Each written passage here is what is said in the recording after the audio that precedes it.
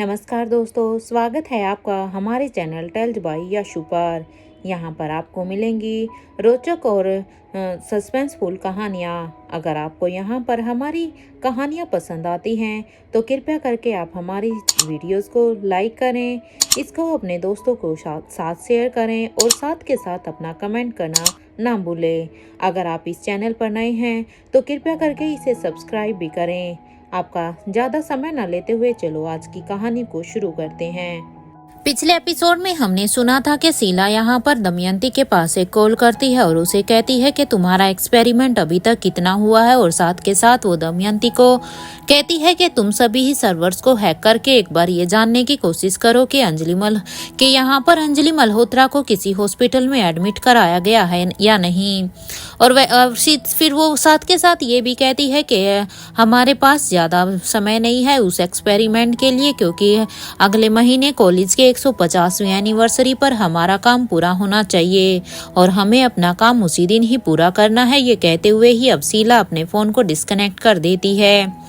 और इधर अब दमयंती देवी इसी सोच में ही थी कि कहीं राजीव अंजलि के पास तो नहीं है, क्योंकि शीला के कहे अनुसार अगर अंजलि के साथ कुछ भी ऐसा हुआ है तो वैसा भी तो हो सकता है कि अगर जब राजीव को इसके बारे में पता चला तो वो अंजलि के पास ही हो। दमयंती अभी ये सोचते हुए ही अभी अपना लैपटॉप निकालती है और फिर वो शीला के दिए हुए काम में लग जाती है। यहाँ दूसरी तरफ अब तक राजमहल में राजीव गुलेरिया और बड़ी रानी के भाई दोनों ही अभी एक दूसरे से ही बात कर रहे थे कि तभी बड़ी रानी के भाई के फोन पर अब शीला मौसी का फोन आ रहा था, क्योंकि दमयंती का फोन डिस्कनेक्ट होने के बाद अब शीला यहाँ पर बड़ी रानी के भाई को फोन कर देती है। बड़ी रानी के भाई ने अपना फोन निकाला और फिर उसे उठाते हुए ही कहा कि बोलो शीला, क्या हुआ है, क्यों कॉल किया है। बड़ी रानी के भाई की ये बात सुनकर अब शीला कहती है कि वो बॉस, आप इतने लापरवाह कैसे हो सकते हो।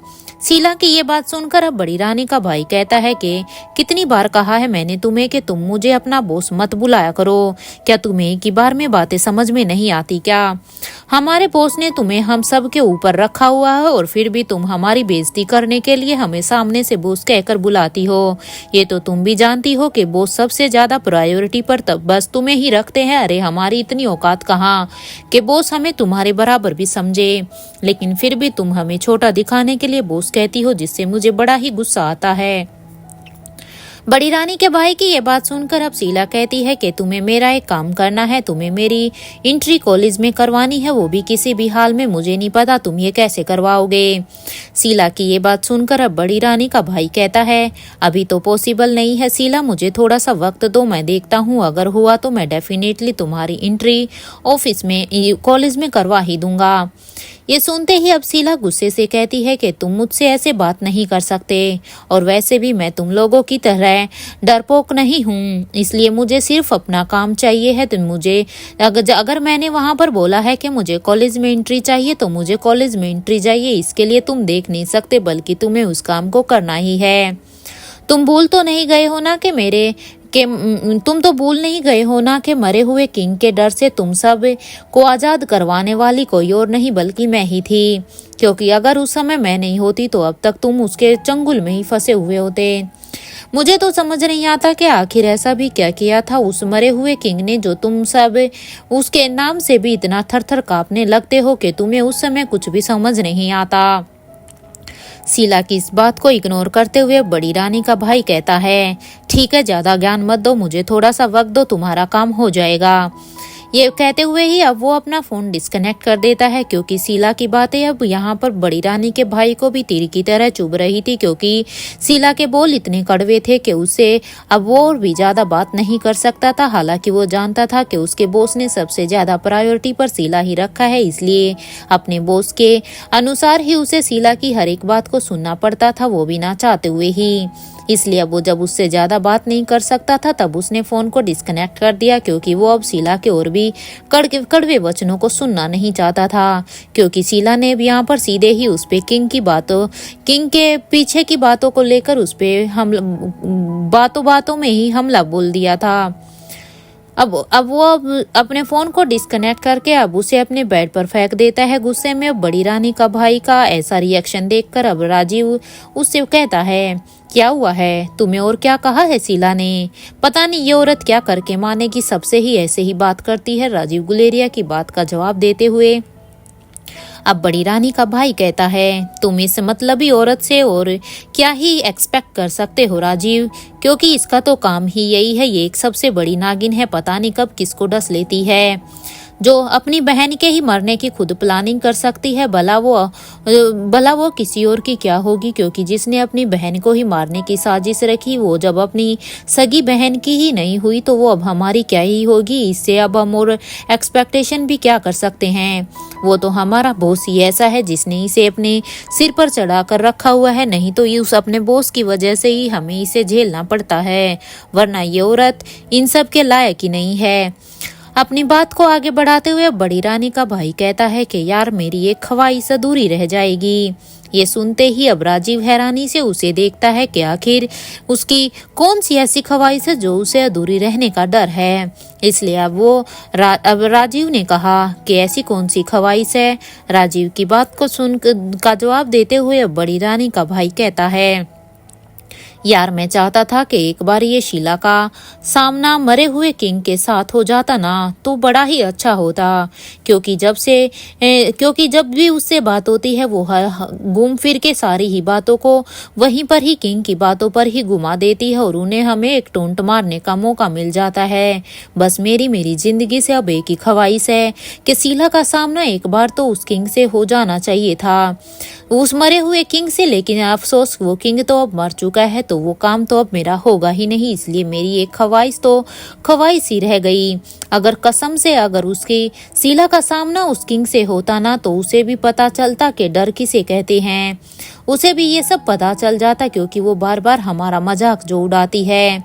बड़ी रानी के भाई की इस बात पर अवारजी कहता है, भाई शांत हो जाओ, ज्यादा मत सोचो। अरे वो औरत का तो दिमाग ही खराब है, वो अपने आप को पता नहीं क्या समझती है। अरे वो एक जिंदी जागदी एक चुड़ैल है। राजीव गुलेरिया की ये बात सुनते ही अब बड़ी रानी का भाई कहता है कि देख, ऐसा नहीं है कि मैं अपनी बहन से कोई प्यार नहीं करता हूँ या मुझे उसकी परवाह नहीं है, क्योंकि मैं अपनी बहन से प्यार भी करता हूँ और उसकी परवाह भी करता हूँ। लेकिन यार जैसे मौत शीला ने स्वाति मल्होत्रा के लिए प्लान की थी ना, वैसे तो हम अपने दुश्मन की भी नहीं कर सकते हैं, क्योंकि कसम से शीला ने अपनी बहन के साथ सच में बहुत ही बुरा किया है। माना कि हम बहुत ही बुरे हैं, हम वो सारे ही बुरे काम कर रहे हैं, लेकिन हम इतने भी नहीं हैं कि किसी को तड़पा तड़पा कर मारा जाए। ऐसा प्लान तो सिर्फ शीला ही बना सकती है, वो सब हमारे बस की बात नहीं है, क्योंकि स्वाति मल्होत्रा तो खुद उसकी सगी बहन थी। भला स्वाति मल्होत्रा ने शीला का ऐसा क्या ही बिगाड़ दिया था जो उसने स्वाति मल्होत्रा को ऐसे तड़पा तड़पा कर मारा था, उसे ऐसे तड़प कर मरने के लिए मजबूर कर दिया था। बड़ी रानी का भाई और राजीव अभी एक दूसरे से बात करने में ही बिजी थे, क्योंकि वो अब यहाँ पर शीला के ही बारे में बात कर रहे थे। तो वो वहीं दूसरी तरफ रोहित के पैलेस में आज अपने रूम में बैठा हुआ रोहित अभी वही 12-13 साल पहले की यादों में चला जाता है। ये उस दिन की बात है जब रोहित ने आर्यन को गड्ढे से बाहर निकाला था, क्योंकि जब रोहित के पास किसी का कॉल आया था कि तुम्हारे बेटे को दफनाया जा रहा है, तब रोहित उन्हीं बातों को अब याद कर रहा था और फिर वो उसे CPR देकर अब उसकी जान बचाने की कोशिश कर ही रहा था कि तभी रोहित के कानों में एक बच्ची के भी रोने की वहां पर आवाज आई। रोहित पहले ही आर्यन की कंडीशन को अच्छे से देखकर हैरान था कि तभी वो उस बच्ची की आवाज का पीछा करते हुए उस बच्ची के पास गया, क्योंकि रोहित वहां पर उस गड्ढे से बस अपने बेटे को निकालने के लिए गया था। लेकिन जब रोहित ने आर्यन को उस गड्ढे से निकाल लिया था तो वहीं पर ही उसे एक और बच्ची की रोने की आवाज आई। उस डायरेक्शन को ढूंढते ढूंढते जब रोहित वहां पर गया तो उसने देखा कि एक छोटी सी नवजात बच्ची जिसे किसी ने डस्टबिन में फेंक दिया था। रोहित वहां उस डस्टबिन में उस छोटी सी बच्ची को ऐसे रोता हुआ देखकर बहुत ही हैरान था। रोहित ने अब जल्दी से उस डस्टबिन से उस बच्ची को निकाला और फिर वो दोनों ही बच्चों को लेकर मनाली के लाइफ केयर हॉस्पिटल में जाकर उन दोनों ही बच्चों को जल्दी से वहां पर वार्ड में एडमिट करवा दिया था। क्योंकि दोनों ही बच्चों की हालत उस टाइम पर बहुत ही खराब थी। एक तरफ जहां पर आर्यन को मिट्टी में दबाया था तो उससे आर्यन को भी सांस लेने में बहुत ही प्रॉब्लम हो रही थी, तो वहीं उस बच्ची को तो डस्टबिन में डाला हुआ था। इसलिए उस बच्ची का भी जीना उस समय मुश्किल ही लग रहा था, और फिर इसलिए रोहित ने दोनों को ही वहां पर हॉस्पिटल में एडमिट करवा दिया था। रोहित ने दोनों ही बच्चों के साथ अपना डीएनए टेस्ट करवाया था, क्योंकि रोहित को यही शक था कि अगर किसी ने ये कहा है कि तुम्हारा बेटा यहाँ पर मिट्टी में दबा हुआ है तो उसके लिए कि वो सच में उसका बच्चा है या नहीं। रोहित ने अपना उसे बच्चे के साथ डीएनए करवाने का पहले से ही सोच लिया था, कि जिससे उसे पता चले कि वो उसी का बेटा है या नहीं। लेकिन साथ के साथ क्योंकि रोहित को वहां पर एक बच्ची भी मिली थी, इसलिए रोहित ने अब उस बच्ची के साथ भी अपना डीएनए टेस्ट करवाया, क्योंकि एक पल के लिए उसके मन में यही आया कि कहीं ये बच्ची भी तो उसी की नहीं। कुछ देर के बाद जब डीएनए टेस्ट रिपोर्ट आई तो आर्यन रोहित का ही बेटा है, क्योंकि उन दोनों की रिपोर्ट पूरी तरह से मैच हो गई थी। लेकिन जब लतिका की रिपोर्ट आई तो उसे देखकर तो अब रोहित को यकीन ही नहीं हो रहा था कि भला ये कैसे हो सकता है। रोहित का दिमाग उस रिपोर्ट को देख देख कर ही फट रहा था कि आखिर लतिका उनकी बेटी कैसे हो सकती है। रोहित अपने ख्यालों में ही था कि तभी उसे एहसास होता है कि अनिका ने अभी पीछे से आकर रोहित के कंधे पर अपना हाथ रख दिया था। जैसे ही अनिका ने रोहित के कंधे पर अपना हाथ रखा तो रोहित अभी अपने सेंस में आया, क्योंकि वो अभी तक अपने वहीं पिछले की बातों को दोहरा रहा था, याद कर रहा था। यहाँ अनिका काफी वक्त से रोहित को आवाज लगा रही थी, उसको बोल रही थी, लेकिन रोहित अपनी पिछली यादों में इतना खो गया था प्रिंसेस लतिका के बारे में कि उसके कानों में अनिका की आवाज भी नहीं जा रही थी। जब अनिका ने काफी देर से ये सब देखा तब उसने एकदम से रोहित के कंधे पर हाथ रख दिया था। तो वहीं दूसरी तरफ रोहित अपने ही ख्यालों में था कि उसे एहसास भी नहीं हुआ कि अनिका उसे आवाज दे रही थी। अनिका ने इसलिए रोहित से कहा, क्या बात है मिस्टर मारवा, क्या सोच रहे हैं आप? मैं कितने बार आपको आवाजें लगा चुकी हूँ, लेकिन आपका ध्यान कहाँ पर है? क्या कोई चिंता की बात है क्या? क्या कुछ ऐसा है जो आप सोच रहे हो? क्या मुझे कुछ बताना चाहते हो? अनिका के इस सवाल पर अब रोहित कहता है, क्या मैं तुमसे कुछ पूछ सकता हूँ अनिका? रोहित की इस बात पर अब है अनिका हैरान होते हुए अब अनिका कहती है, क्या हुआ है मिस्टर मारवा ऐसा? आप कब से मुझसे कुछ भी पूछने के लिए परमिशन लेने लगे? कब से आप मुझसे परमिशन लेने लगे हो मिस्टर मारवा? आपके मन में जो भी बात है आप वो मुझे जल्द बता सकते हो। इसलिए मिस्टर मारवा बिना पूछे आज जो भी बात आपके मन में चल रही है, अगर आप मुझसे वो शेयर करना चाहते हैं या मुझसे कुछ भी पूछना चाहते हो तो बेझिझक कहिए। अनिका की बात को सुनकर अब रोहित मारवा कहता है कि क्या तुम मुझे बताओगे कि जब तुम्हारी डिलीवरी हो रही थी तो क्या तुम्हारे साथ कोई और भी लड़की थी उस डिलीवरी रूम में? क्या जो बच्चे को जन्म दे रही थी? क्या तुम्हें कुछ भी याद है अनिका कि जब तुम्हारी डिलीवरी थी तो क्या तुम्हारे साइड में या आसपास किसी और भी लड़की की डिलीवरी हुई हो? रोहित के इस सवाल पर अब अनिका हैरान जरूर थी कि आखिर रोहित इतनी पुरानी बातों को क्यों पूछ रहा है, लेकिन वो कुछ कहती नहीं है। बस वो अब अपने दिमाग में ही जोर डालती है कि क्या सच में ऐसा कुछ हुआ था। वो अभी उन्हीं 12-13 साल पुरानी यादों को रिकॉल करने की कोशिश करती है। उन सारी ही चीजों को रिकॉल करने के बाद अब अनिका रोहित से कहती है, हाँ मिस्टर मारवा, एक लड़की थी लगभग मेरे ही एज की थी वो भी, और उसके साथ कोई बुजुर्ग लेडी थी, और दोनों ने ही वहां पर घूंघट डाल रखा था, इसलिए मुझे उनका चेहरा उस घूंघट में साफ साफ दिखाई नहीं दिया। मैं उनके चेहरे से उन्हें नहीं पहचानती। अनिका की ये बात सुनकर तो अब रोहित कहता है कि क्या तुम श्योर हो कि उस लड़की की उम्र तुम्हारी एज जितनी ही थी?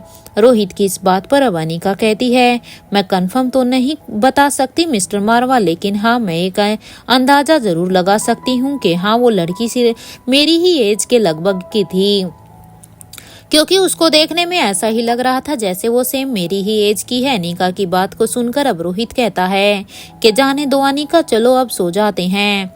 अब क्योंकि रोहित ने अपना सवाल पूछ लिया था, इससे पहले अनिका कुछ भी रोहित से पूछती उससे पहले ही अब रोहित अनिका को सोने के लिए बोल देता है। लेकिन अनिका के दिमाग में अब ये क्वेश्चन आ चुका था कि आखिर रोहित इतनी पुरानी बातों को उससे क्यों पूछ रहा है, आखिर क्या हुआ है जो रोहित इस तरह से अपने ही ख्यालों में था कि अनिका के कितनी बार आवाज लगाने पर भी वो उसे एक जवाब तक नहीं दे पाया, और जब वो उसे जवाब दे रहा है तो उसके बदले में उसने उससे एक सवाल ही पूछ लिया।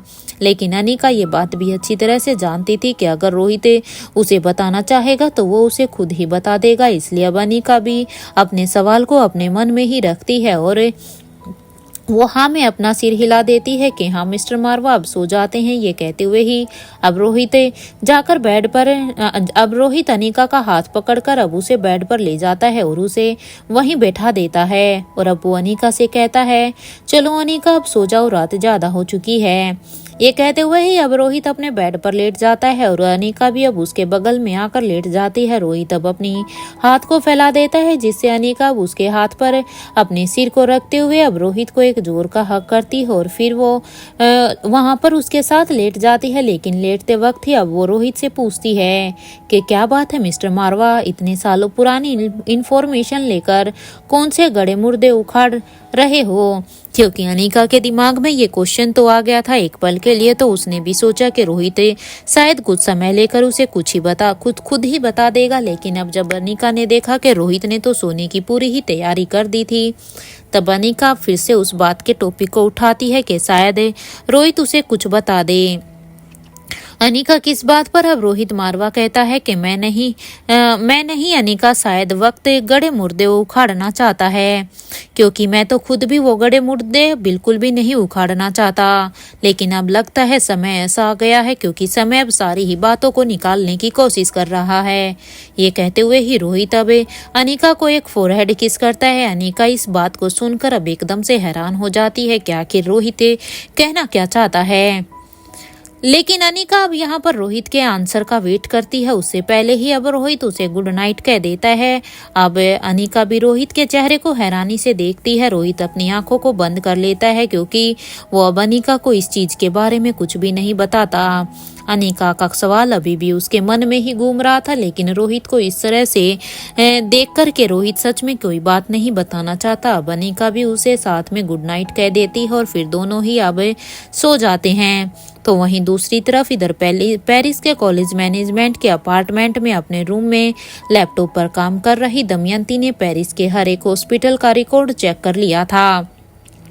दमयंती ने अपने लैपटॉप से वहां पर पेरिस के हर एक हॉस्पिटल को बारी बारी से हैक करके वहां की पूरी ही सीसीटीवी फुटेज से वहां पर देखने की कोशिश की थी कि कहीं अंजलि को किसी हॉस्पिटल में तो एडमिट नहीं कराया गया है। लेकिन उसने हर एक हॉस्पिटल को अच्छे से चेक करने के बाद जब उसने अंजलि की कोई भी इंफॉर्मेशन वहां पर किसी भी हॉस्पिटल में नहीं मिली, तब अब दमयंती यही सोच रही थी कि तभी उसके फोन पर अब शीला मौसी का दोबारा से फोन आता है। दमयंती ने जब शीला का फोन उठाया तो सामने से शीला ने कहा, क्या बात है दमयंती, क्या मेरा काम हो गया है जो मैंने कुछ समय पहले ही तुमसे कहा था? क्योंकि शीला मौसी ने दमयंती को ये कॉल बस अंजलि के बारे में ही पता करने के लिए किया था कि शायद अब तक दमयंती ने सारे ही पेरिस के हॉस्पिटलों में शायद चेक कर लिया होगा उन्हें हैक करके कि आखिर अंजलि के बारे में कुछ पता चला या नहीं। शीला की इस बात को सुनकर अब दमयंती भी समझ जाती है कि आखिर शीला कौन से काम की बात कर रही है। इसलिए दमयंती अब शीला से कहती है कि हाँ हो तो गया है शीला, मैंने सब कुछ चेक कर लिया है, लेकिन अंजलि मल्होत्रा को लेकर मुझे कोई भी इंफॉर्मेशन अभी तक नहीं मिली है, क्योंकि मैंने पेरिस के हर एक हॉस्पिटल को बड़े ही डीपली चेक किया है, लेकिन यहाँ पर किसी भी हॉस्पिटल में अंजलि मल्होत्रा की कोई भी इंफॉर्मेशन नहीं है, वहां पर इसे एडमिट नहीं कराया है। दमयंती की ये बात सुनकर अब शीला कहती है कि काश मुझे एक बार पता चल जाता कि वो मर चुकी है तो मुझे बहुत ही शांति मिल जाती, मेरे मन को जो सुकून मिलता ना मैं वो बता नहीं सकती। शीला की बात को सुनकर अब दमयंती कहती है कि तुम उसका पीछा छोड़ क्यों नहीं देती। अरे जीने दो ना बिचारी को, कितने ही साल हो गए हैं, पता नहीं तुम्हें कौन सा मजा आता है। अरे वो तो कितनी मासूम है, उसको छोड़ क्यों नहीं देती। अब तो वो तुम्हारे और राजीव के बीच में से भी कितने साल हो चुके हैं, वो हट चुकी है। इनफैक्ट वो तो तुम्हारे भाई के साथ मूव ऑन कितने सालों पहले ही कर चुकी है ना। तो नहीं तो तुम तो उसके बाद भी तुम क्यों उसके पीछे पड़ी हुई हो। तुम तो क्योंकि जब राजीव गुलेरिया और अंजलि दोनों ही एक दूसरे से प्यार करते थे तो तुम शायद इसी वजह से ही तो उससे नफरत करती थी ना। लेकिन वो तो कब की तुम्हारी लाइफ से और राजीव की लाइफ से जा चुकी है, तो अब तुम उसको क्यों नहीं छोड़ देती हो। दमयंती की ये बात सुनकर अब शीला कहती है, किसने कहा है तुम्हें कि वो मूव ऑन कर चुकी है। अरे वो तो मैं ही जानती हूँ कि आखिर किस तरह से मैंने अंजलि को किशन के बच्चों की जबरदस्ती माँ बनाया था, क्योंकि वैसा था ही नहीं। अंजलि कभी राजीव गुलेरिया को भूली ही नहीं थी, भले ही उसने मेरे भाई से शादी कर ली थी। शीला की ये बात सुनकर अब दमयंती कहती है कि ये क्या बकवास कर रही हो तुम। अगर यही बात थी तो सालों पहले उसने किशन मल्होत्रा से शादी क्यों की, क्योंकि अगर वो राजीव गुलेरिया को भूली ही नहीं होती तो फिर वो किशन मल्होत्रा से भी शादी नहीं करती, क्योंकि जबकि वो जानती थी कि उस घर में तुम हो, क्योंकि वो ये भी तो अच्छी तरह से जानती थी ना कि तुम ना तो उसे पसंद करती हो ना स्वाति मल्होत्रा को पसंद करती हो। तुम्हारी असलियत के बारे में वो अच्छी तरह से जानती थी, लेकिन तुम्हारे बारे में जानते हुए भी उसने तुम्हारे भाई से शादी की। आखिर किस तरह से फिर भी उसने किस तरह से तुम्हारे भाई से शादी की, और तुम फिर भी कह रही हो कि उसने मूव ऑन कहाँ किया। अरे उसने अगर शादी की है तो वो मूव ऑन कर ही तो चुकी है, तुम्हें ये बात समझ में क्यों नहीं आती। दमयंती की ये बात सुनकर अब शीला कहती है कि किसने कहा है तुम्हें कि वो मूव ऑन कर चुकी है। अरे तो वो तो मैं ही जानती हूँ, लेकिन हाँ इतना जरूर है, ये मुझे नहीं पता कि आखिर उसने मेरे भाई से शादी क्यों की है, ये तो मैं भी नहीं जानती। शीला की इस बात पर अब दमयंती कहती है कि क्या तुम्हें पता चला है कि वो अनिका और रोहित ने सौम्या को मारवा हाउस में कहाँ छुपा कर रखा है। दमयंती के इस सवाल पर अब शीला कहती है, नहीं मैं अभी सौम्या तक नहीं पहुंची हूँ। शीला की बात को सुनकर अब दमयंती कहती है कि तुम थोड़ा सा वेट करो, शायद तुम्हें अंजलि मल्होत्रा की मौत की खबर जल्दी ही सुनने को मिले। लेकिन मैं तो फिर भी तुम्हें यही कहूंगी कि अगर वो जिंदा भी है तो तुम्हें अब उसका पीछा छोड़ देना चाहिए, क्योंकि तुम्हारे लिए तो टारगेट और भी काफी हैं। दमयंती की बात को सुनकर अब शीला कहती है, ये हुई ना बात, ये बोल कर तो तुमने मुझे भी खुश कर ही दिया। ये कहते हुए ही अब शीला अपना फोन कट कर देती है, और यहाँ दमयंती अभी इसी सोच में थी कि आखिर अंजलि ने शीला के भाई से शादी क्यों की थी। ये सोचते हुए ही अब दमयंती खुद को ही मिरर में देखते हुए कहती है, आखिर ऐसा क्या है उस अंजलि में जो राजीव उसकी तरफ खींचा चला जाता है, जबकि राजीव को खुद अच्छी तरह से पता है कि अंजलि ने उसे धोखा दिया है, लेकिन फिर भी वो उसकी तरफ खींचा हुआ एक मैग्नेट की तरह खींचा हुआ चला जाता है।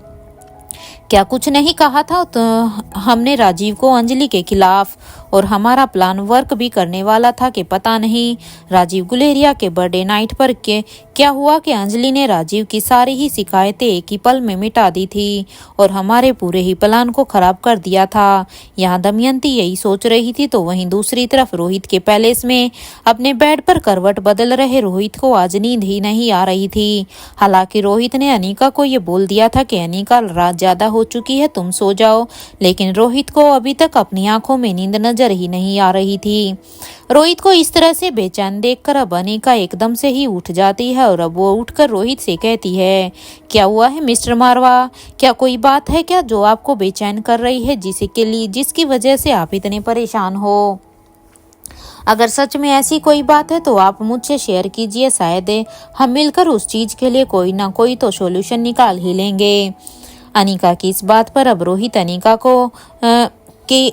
की गोद में अब अपना सिर रख लेता है। अब रोहित एक छोटे बच्चे की तरह अनिका की गोद में अपना सिर रखता है और फिर वो कहता है, अनिका सच बताऊं तो मैं अब थक चुका हूँ। अब मैं इतना थक चुका हूँ कि अब मैं सच में किसी को बता भी नहीं सकता। रोहित की ये बात सुनकर अब अनिका रोहित के सिर पर अपना हाथ फेरते हुए कहती है, कितनी बार तो कहा है आपसे मिस्टर मारवा, मैं आपकी पत्नी हूँ।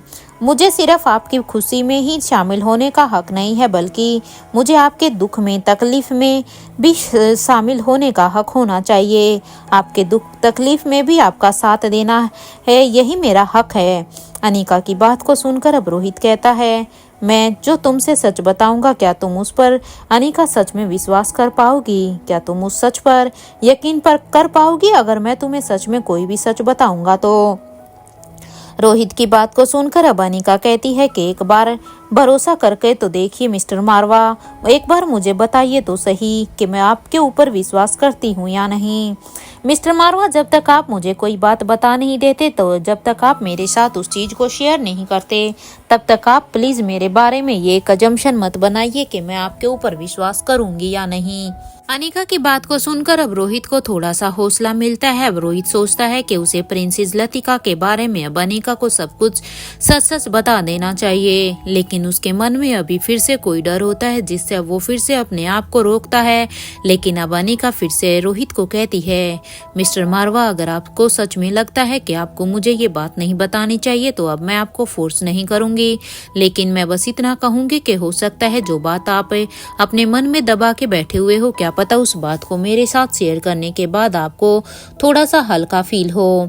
अनिका की अब इस बात को सुनकर अब रोहित फिर से कहता है कि मैं प्रिंसेस लतिका के बारे में बात करना चाहता हूँ। प्रिंसेस लतिका का नाम सुनकर तो एक पल के लिए अनिका भी हैरान हो गई कि आखिर प्रिंसेस लतिका के बारे में ऐसी कौन सी बात है जो मिस्टर मारवा उसके साथ शेयर करना चाहते हैं। लेकिन अपनी हैरानी को एक साइड करते हुए अभी अनिका कहती है, प्रिंसेस लतिका के बारे में क्या मिस्टर मारवा? अब रोहित फिर से कहता है कि प्रिंसेस लतिका हमारा मारवा खून ही है। रोहित की ये बात सुनकर अब अनिका हैरान जरूर थी, और अब वो कुछ देर तक तो सोचने के बाद अब वो एक गहरी लंबी सांस लेते हुए कहती है कि इसका मतलब ये है कि प्रिंसेस लतिका मारवा खानदान की बेटी है। क्या आप यही कहना चाहते हैं क्या? अनिका की बात का जवाब देते हुए रोहित हाँ में अपना सिर हिला देता है, जिससे अब अनिका भी समझ जाती है कि सच में प्रिंसेस लतिका मारवा परिवार का खून है। लेकिन अगर वो मारवा परिवार का खून है तो उसका पिता कौन है? रोहित का ये रिएक्शन देखकर अब अनिका कहती है कि अगर वो सच में ही मारवा परिवार का खून है, अगर उसकी रगों में मारवा परिवार का खून है, तो आप ये भी बताइए ना कि वो किसकी बेटी है, उसका पिता कौन है? अनिका के इस सवाल पर अब रोहित बिल्कुल से ही खामोश हो जाता है, और फिर वो अपनी आंखें एकदम से ही बंद कर लेता है। और अब यहाँ अनिका मन ही मन ये सोच रही थी कि आखिर कौन हो सकता है वो जिसकी बेटी प्रिंसेस लतिका है। अनिका अभी ये सोच ही रही थी कि तभी उसके कानों में कुछ आवाज आती है, क्योंकि अनिका बड़ी दूर की ही आवाजों को बड़ी ही आसानी से सुन सकती थी, इसलिए उसे वहां पर बेसमेंट की तरफ से कुछ आवाजें आती हुई सुनाई देती हैं। अनिका अब एकदम से चौकन्ना हो जाती है। अनिका अब रोहित के सिर के नीचे एक पिलो रखती है और फिर वो बेड से उठकर जाने लगती है। अनिका को ऐसे अचानक से जाता हुआ देखकर अब रोहित भी हैरान हो जाता है। अब रोहित अनिका से पूछता है, अनिका क्या हुआ, कहाँ जा रही हो? क्योंकि रोहित ने सोचा कहीं ऐसा तो नहीं है कि अनिका उसके ऊपर कोई शक कर रही है, इसलिए अनिका अपनी इमोशंस को छिपाने के लिए यहाँ से उठकर चली गई हो। इसलिए रोहित सीधा ही अब अनिका से ये सवाल पूछता है। तब अनिका अपने मुंह पर एक फिंगर रखकर अब रोहित को चुप रहने का इशारा देती है। अब अनिका की इस बात को समझकर, अब इशारे को समझकर अब रोहित भी समझ जाता है कि जरूर कुछ तो हुआ है। कुछ ही देर में अब अनिका जल्दी से अपने बाथरूम से होकर अब नीचे बेसमेंट की तरफ चली जाती है, क्योंकि जहां से आवाज आ रही थी वो कहीं और से नहीं बल्कि बेसमेंट से ही आ रही थी। इसलिए अनिका जितना बेसमेंट की तरफ बढ़ रही थी उसे वो आवाज कुछ और भी ज्यादा आ रही थी। इसलिए अब अनिका वो लैब की तरफ जाती है। तो जैसे ही अनिका लैब की तरफ जाती है तो वो देखती है कि लैब के अंदर कोई और नहीं बल्कि उसकी माँ ही आई हुई थी।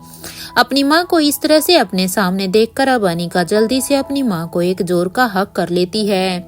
अनिका अब स्वाति मल्होत्रा से कहती है, माँ आपको आने की क्या जरूरत थी? वो सारी ही चीजें जो मुझे आपसे चाहिए थी आप मुझे वैसे भी तो भिजवा सकती थी ना। तो मैंने आपसे मांगी थी तो आप यहाँ पर उन्हें लेकर क्यों आई हैं? अनिका की इस बात को सुनकर अब स्वाति स्माइल के साथ कहती है कि हाँ बेटा, भिजवा तो सकती थी, लेकिन मैं एक बार अंजलि को अपनी आंखों से देखना चाहती थी। आखिर मेरी बचपन की फ्रेंड जो थी। अपनी माँ की बात को सुनकर अब अनिका स्वाति मल्होत्रा के हाथ से वो सारी ही चीजें ले लेती है जो उसने उस पंछी के द्वारा अपनी माँ से मंगवाई थी, और फिर अब वो अपनी लैब में चेक करने लगती है। वहां दूसरी तरफ अब तक स्वाति मल्होत्रा भी अंजलि मल्होत्रा को देखने चली जाती है, और फिर वो स्वाति अब अंजलि को एग्जामिन करने के बाद अपने मन में ही यही सोचती है कि उसने अंजलि को वो इंजेक्शन दे देना चाहिए जिससे अंजलि को जल्दी ही होश में आने में मदद मिलेगी, क्योंकि स्वाति मल्होत्रा अपने साथ उस इंजेक्शन को लेकर आई थी। स्वाति मल्होत्रा अब अपनी पॉकेट से एक टैबलेट निकालकर उसे अंजलि के मुंह में डाल देती है, और फिर उसे एक इंजेक्शन भी उसकी बॉडी में इंजेक्ट कर देती है। थोड़ी देर तक अंजलि को देखने के बाद अब स्वाति उस वार्ड से बाहर निकल कर आ जाती है, क्योंकि स्वाति से भी अब अंजलि मल्होत्रा की हालत देखी नहीं जा रही थी। स्वाति ने तो कभी सपने में भी नहीं सोचा था कि उसकी जो फ्रेंड जो इतनी शरीफ है, जिसकी कभी किसी से लड़ाई भी नहीं हुई है, वो ऐसे आज इस हालत में हो सकती है। अब वो बाहर आती है तो वो देखती है कि अनिका, और अब स्वाति देखती है कि अनिका की मदद कर रही है। अनिका ने जब देखा कि उसकी माँ लैब में आ गई है तो वो अब एनी को सारे ही इंस्ट्रक्शन देकर अब अपनी माँ से कहती है कि माँ, मुझसे कोई गलती हुई है क्या। अनिका के इस सवाल पर अब स्वाति हैरानी से उसे देखती है और फिर कहती है, बिल्कुल भी नहीं, मेरी बेटी बेस्ट डॉक्टर है।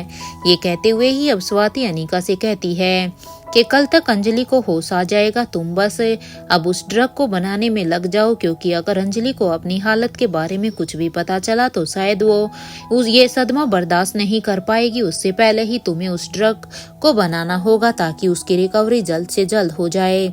और इतना ध्यान रखना कि तुम्हें अंजलि को किसी भी चीज के बारे में कुछ भी नहीं बताना है, क्योंकि अगर उसे पता चलेगा कि वो अपने पैरों पर खड़ी नहीं हो पाएगी या उसकी हड्डियों की ऐसी हालत है तो शायद वो कभी भी अपने जीने की आस ही छोड़ देगी और वो ये सदमा बर्दाश्त नहीं कर पाएगी। स्वाति की ये बात सुनकर अब अनिका भी हाँ में अपना सिर हिला देती है, और फिर स्वाति मल्होत्रा और अनिका दोनों ही वहाँ लैब के पास बनी हुई एक बेंच पर बैठ जाती हैं।